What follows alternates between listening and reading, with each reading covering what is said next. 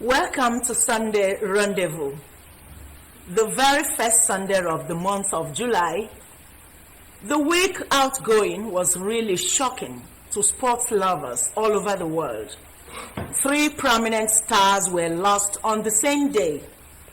Diogo Jota and his brother Andre Silva died tragically, leaving a mother's heart shattered.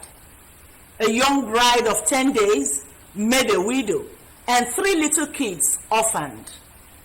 Then our own Peter Rufai Dodo Mayana left this earth same day after a brief illness. Very shocking indeed.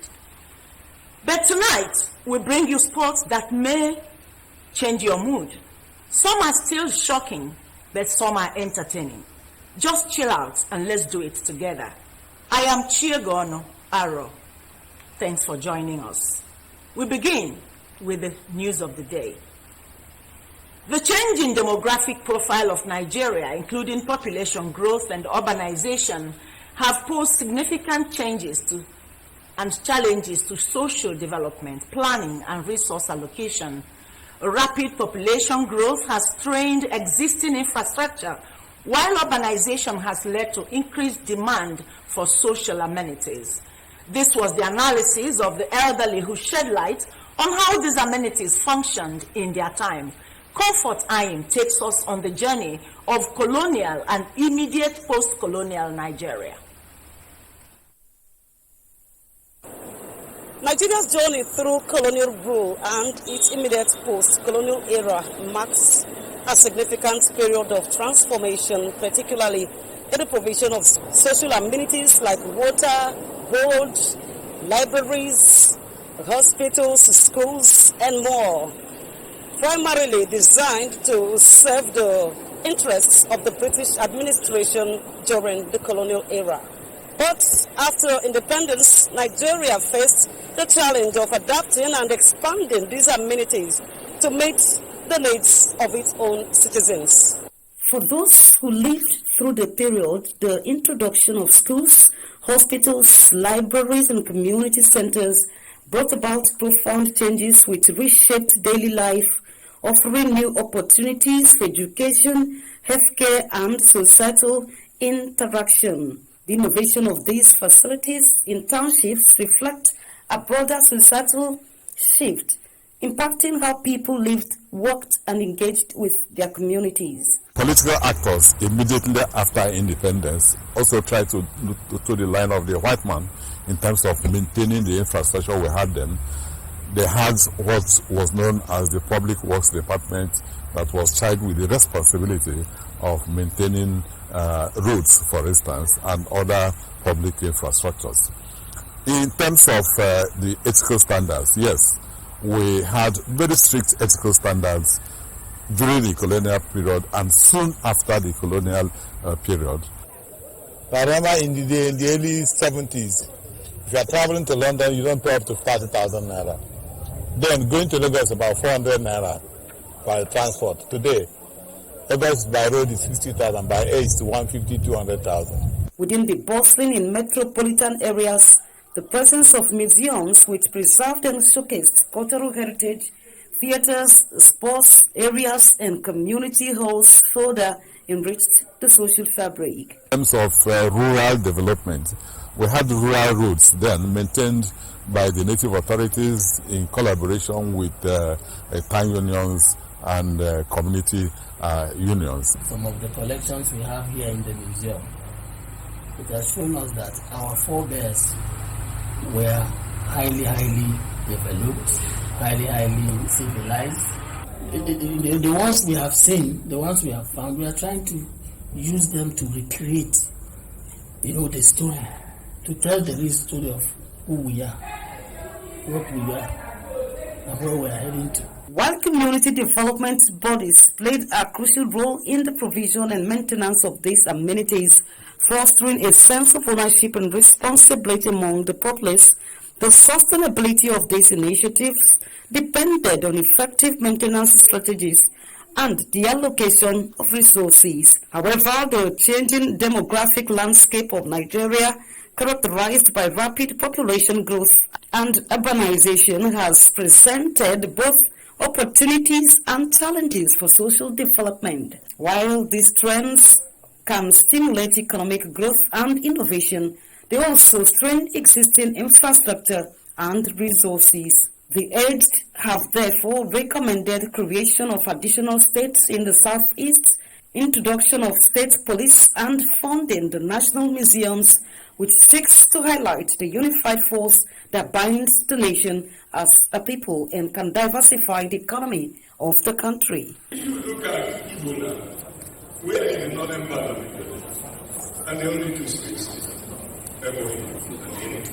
We are looking for 6 states. It should come from Imo and the present Anambra to equalize it 3-3. Comparing the provision of social amenities then and now reveals both improvement and setbacks. Understanding this shift is crucial for planning and ensuring that social development continues to meet the needs of all Nigerians. In Enugu, Comfort Ayu. Thank you so much, Comfort. The Academic Staff Union of Polytechnics, ASUP, has raised concern over delay in the release of funds and payment of staff salaries across federal tertiary institutions in the country in the last 8 months. A statement by the union's national president, Shama Kanja, says the delay coincides with the transition of the tertiary institutions from the IPPIS payment platform to the GFMIS platform. The union appeals to the Office of the Accountant General of the Federation to speedily address the issue as the weight has continued to subject its members to unnecessary borrowing and debts. Shama Kanja adds that the union may be forced to direct her members to stay away from all affected polytechnics if the situation does not improve in the coming days, and sustain same until the salaries are paid, while adopting same pattern at the end of each month going forward. We take a short break here. Do stay with us.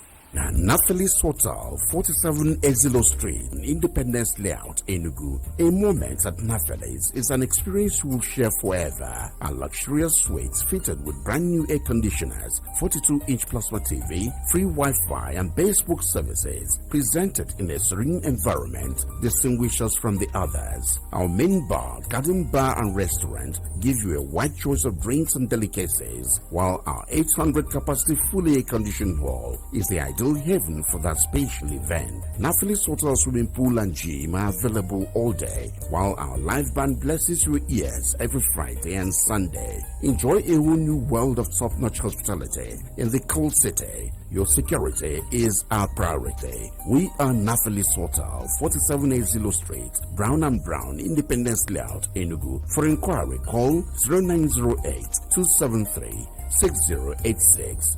0908-273-6086.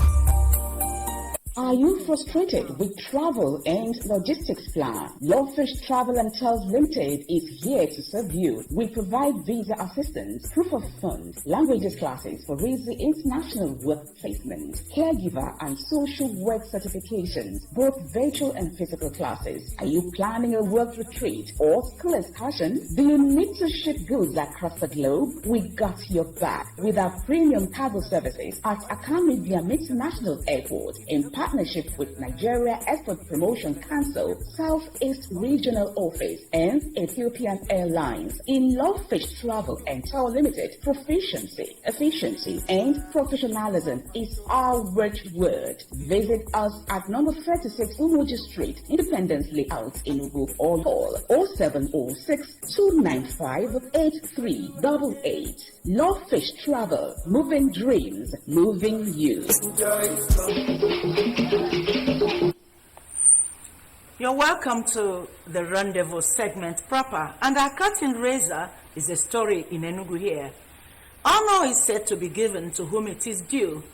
It is against this backdrop that an estate developer outfit, Powell Homes and Shelters, gifted cars to 4 realtors and various categories of gift items to other realtors and members of staff who distinguished themselves in the sale of land property.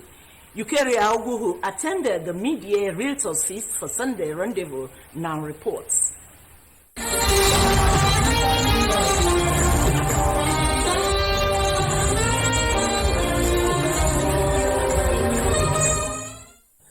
was an atmosphere of conviviality as realtors smiled home with categories of awards. These included cars, cash, refrigerators, television sets, generating sets, standing fans, and iPhones, as well as clippers.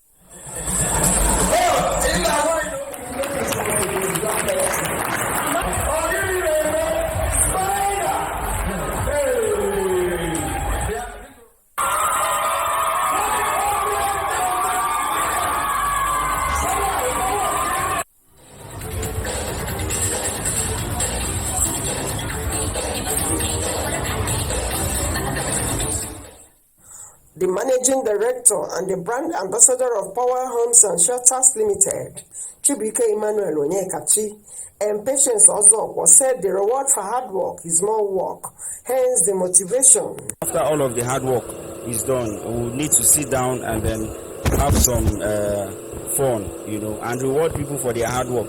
That's just the idea behind it. Let people know who you are, and they will like you for what you do. And then if he doesn't come out to let people know who he is, they will not know that he can help them get genuine land with papers. Some of the award recipients described the awards as blessing from God.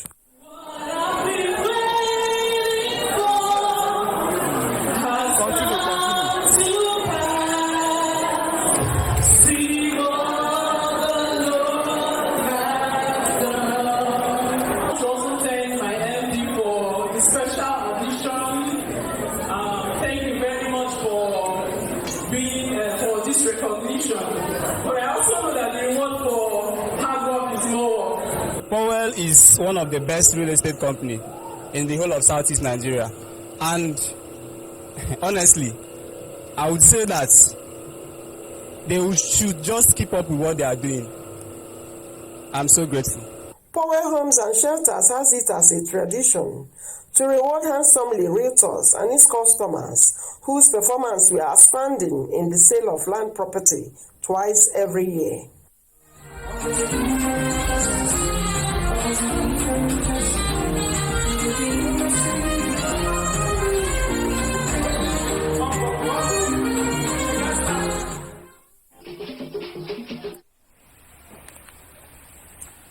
Thank you, Eukaria, even though I didn't see the car and the person that the car was given to. Society frowns at forced marriages. Then imagine when an innocent teenage girl is forced to marry, not a man, but a deity. That was the story of Ahebi, who being forced to marry her village deity, revolted and fled the community, only to return to shatter all gender norms, turning herself into a man. This is not a folk tale or a fiction. It is the story of the first and only female Igbo king in colonial Nigeria. Susan Eze tells us about the rise and fall of King Ahebi Ugbabe of Enugu Ezike Kingdom in Enugu State. Let's join her. Theater stands as a dynamic medium through which historical narratives are brought to life. The trial of King Ahebi is a recreation by the Enugu State Theater Troupe of an epic story of the first and ever Igbo king, who was a woman and who ruled tyrannically. Set in the 19th century Igbo community of Umueda, Enugu Ezike in Igboeze North Local Government Area of Enugu State.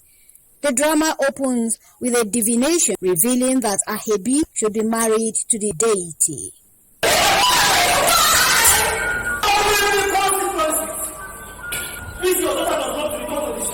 Ahebi leaves the community and wanders into Igala land in the present-day Kogi state.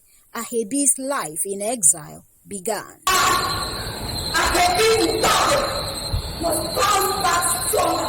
Ahebi's network and power grew as she learned multiple languages like English, Igala, Pidgin English, and Nupe. Ahebi's return coincided with the British incursion in the 20th century. She led the British forces into Enugu Ezike, her hometown, and was rewarded with the position of a warrant chief, a position reserved for men only. She subsequently became the king.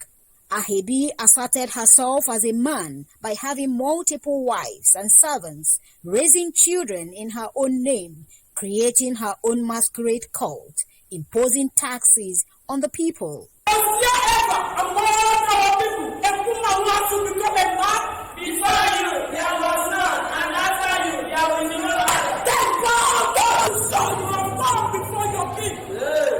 Irked by her excesses, the male elders and Ahebi proceeded to the court to settle their dispute, and the British sided the male elders, undermining Ahebi's reign. The women, be as strong as Ahebi, but please do not copy her excesses. The rise and sudden fall of Ahebi, according to the playwright Lawrence Annie, is a story of power and betrayal. This was a very important story in our history. So I thought that it was better to bring this story back. It will resonate better if I did so through the medium of live theater. I have not been able to get the pure history of Ahebi until I saw the drama that summarized the history of Ahebi to me. King Ahebi Ugbebi was buried according to traditional male customs upon her death in 1948. Thank you so much, Susan, for this super story. Ahebi must be a man, really, and if I were her, whatever she did, the men deserved it. Or what do you say? Well, moving on, let's join Boya Amandi on Street Talk. And the question is, can you share your property with your spouse?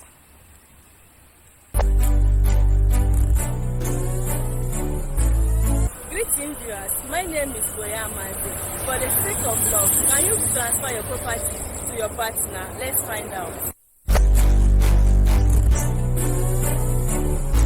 I can't be. Why? What happens to my family if I transfer my property to my head? I love my partner, that means I'll work with him. That doesn't mean I have to give him everything. It's not foolishness. I can't do it like that. Never. Because if I transfer all my property to him, he leaves and go and marry another person. What's now happened to me if I transfer all my property to him? I have a life to live. Now, for the sake of life, what can I do? Maybe by doing that, make a person to gain heaven. You can do it.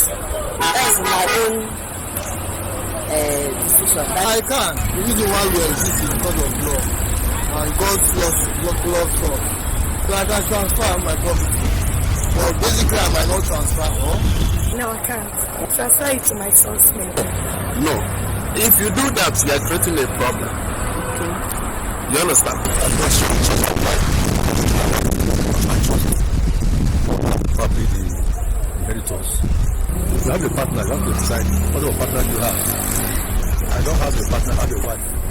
So my wife can be a partner indeed. You have all heard it from the street of Enugu State, Shege. Over to you at the studio. Oh, thank you, Boya. Honestly, they said that 1 + 1 is 2. I don't know why people are saying no, not at all, never. What's the meaning of that? You and your husband are the same. Moving on a very sad note, the management and staff of the Nigerian Television Authority, NTA, joined the Okafor family to bid farewell to late Anthony Chikodili Okafor, who died in active service at the age of 49. Ifeinwa Daniel Okpai reports that the burial took place in his hometown, Okpata, local government area of Enugu State.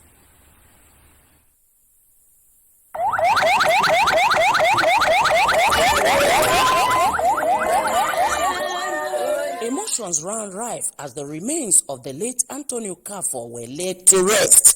Described as one death, too many by the family members, friends and colleagues who converged to pay their last respect to a man who died in active service. Irrespective of the duration of a man's life on earth, the most important aspect of man's existence is the impact made in the service to God and humanity. The late Anthony Chikodili Okafor has played his part and left indelible marks in the sands of times. Funeral mass at St. Mary's Catholic Church, Okpata, Reverend Father Christopher Okechukwu urged Christians to always prepare for death, which he noted is inevitable. Every man must stand before the judgment seat of God on the last day. That is to say that death is awaiting everybody, so everybody.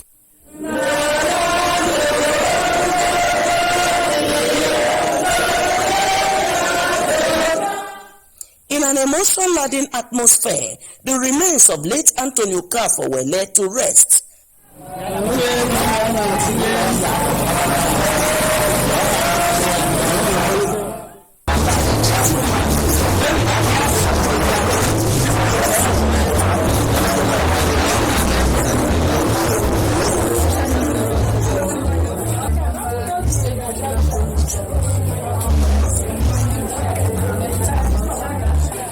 Engineer Chikodili Okafor lived a worthy life.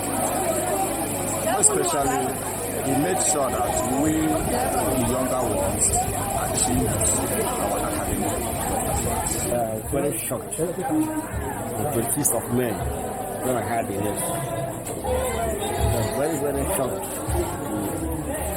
Even up till now. Death of their brother, their husband, to bring peace, unity, understanding and progress in the family. That they should take care of the family that should be left behind, both the wife and the children. While condoling the family, the Nigerian Television Authority described the late Anthony Okafor as a dedicated and hard-working staff whose contributions will be missed. Tony Sincerely is a quiet man, very religious, he also continues. Very, very hard. He blended, so surprisingly he just blended because how systems still have not worked before. They should take heart. It has happened, it has happened. And with God, all things are possible. That God that saw them through all this while, He still continues seeing them even unto the end. Late Anthony Okafor left behind his wife, children, father, and host of other relations.